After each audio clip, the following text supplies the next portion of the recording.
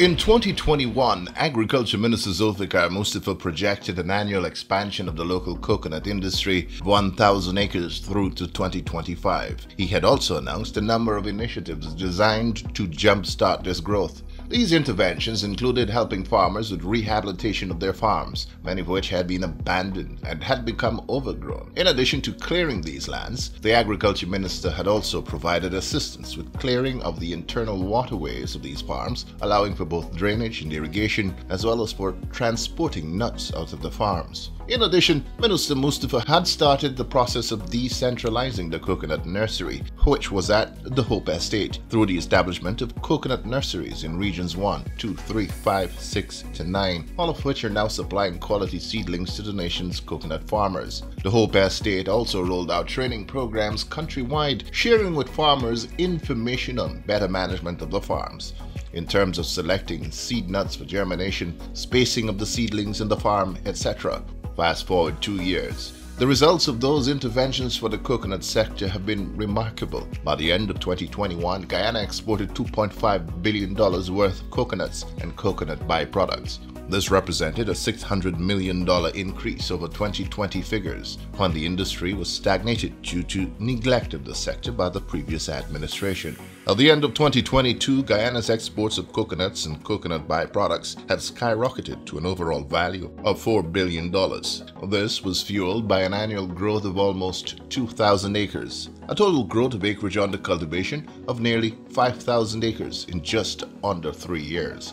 In December 2022, Agriculture Minister Zulfikar Mustafa had announced that with the help of the Caribbean Agriculture Research and Development Institute, CARDI, Guyana had secured an initial 2,000 seed nuts of the high-yielding Brazilian green dwarf coconuts.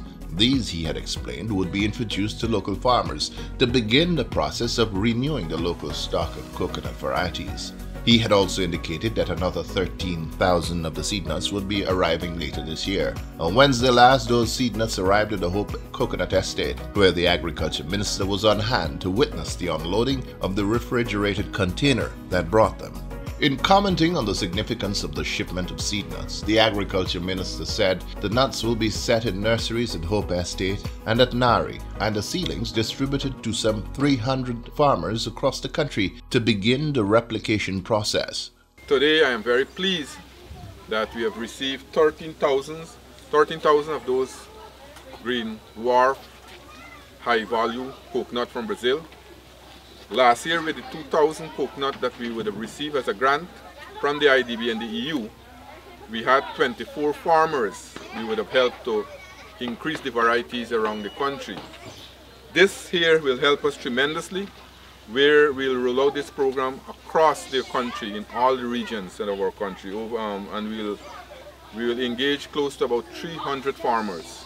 Between 275 to 300 farmers will benefit, will help us to increase the variety, to multiply it, so that we can create an industry of a coconut in our country in terms of export, because when you look at our export earnings in the agriculture sector, the coconut is the third highest revenue earner in our country. The minister also disclosed that coming out of his recent visit to India, Guyana can expect technical assistance from that country in several forms. Minister Mustafa stressed that government remains committed to the growth and expansion of the local coconut industry in its many forms, but especially in the acreage under coconut cultivation. When I became Minister of Agriculture, I said deliberately we will put a lot of effort and emphasis in the coconut industry. At that time I said I projected to increase coconut by 1,000 acres annually. However, I am pleased that to date, less than 3 years, we have seen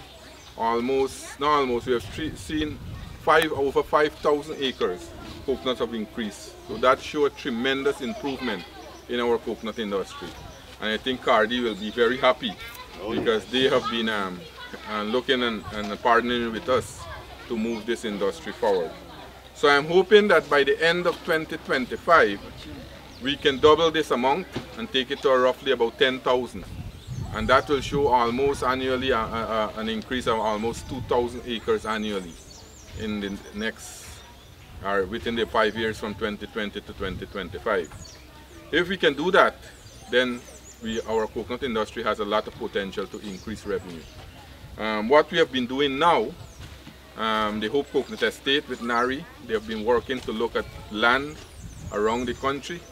We have had a policy direction from the Vice President to look at most of the riverbanks, to develop those areas, to plant coconut there, and it will act as a dual purpose, not only to produce coconut, but also to help stop erosion of there. So we are looking at that. I have received a report from the manager of Hope Coconut Estate, which I will discuss with the Vice President, and hopefully when the Indian specialists come, they will go and visit these areas. In the meantime, this program here will roll out, as I said, almost 300 farmers, and over the years we have seen a number of new farmers coming on board, and a number of new farmers coming on board in the coconut industry, new farmers. So I am very, very pleased that we are seeing this kind of improvement, this kind of increase in the coconut industry. Cardi's local representative, Mr. Jaman Kundun, who was on hand for the unloading of the nuts, said Cardi is heartened at the strides being made in the local coconut sector and will continue to partner with government in realizing even more growth and development of the sector. Cardi is very pleased and happy, and would like to congratulate the government minister and Hope Estate and NARI for this bold initiative of introducing further boosting coconut sector. Last December we were here when Cardi, through an EU-funded project, introduced 1,000 Brazilian green dwarf seed nuts, and today, just in 5 months, we have a land government has committed in putting in and bring this container here of 13,000 seed nuts. So this is going to totally transform the genetic material and improve varieties and coconut water yields in this country. We are happy that this initiative has blossomed, and I could say for sure that this is just the beginning of many more to come. Once again, we commend the work that started under the EU-funded regional coconut project, and continue to support government in all initiatives like these and others. Cardi will continue to provide all the technical support and guidance it has at its ability in achieving 25% by 2025. With the first 2,000 seed nuts of the Brazilian green dwarf in hand, both the Hope Estate and NARI began the germination programs, growing the seed nuts for dissemination to farmers around the country. Hope Estate General Manager Mr. Ricky Rupchan took us to one of the nurseries in which the seed nuts are being grown and explained what has been taking place over the last few months. Another intervention, as most people would be aware of, is the introduction of the Brazilian high-yielding variety coconut, the 3 years variety that is suitable for water, copra and oil. We have introduced that in Guyana. We've gotten support from both Cardi and the IDB to bring in 2,000, and that arrived in the country, and these are the seedlings. As we speak here today, we have already set up 19 plots around the country with contract these farmers to grow and multiply this variety, and we will, at the end of this, the 2,000 that we brought in, we should have in the system about 30 farmers cultivating about an acre each to help in the multiplication of this variety. While at Hope Estate for the unloading of the 13,000 seed nuts, the Agriculture Minister was given a demonstration of the shredder machine, the first of 8 to arrive in the country for use in adding value to the coconut husks. We'll be purchasing almost 8 of these. Last year we would have purchased 3, and this year in our budget we have another 5. This will help us tremendously to add value to the coconut husks. You know for a fact that these husks has normally been thrown away, or people normally burnt it.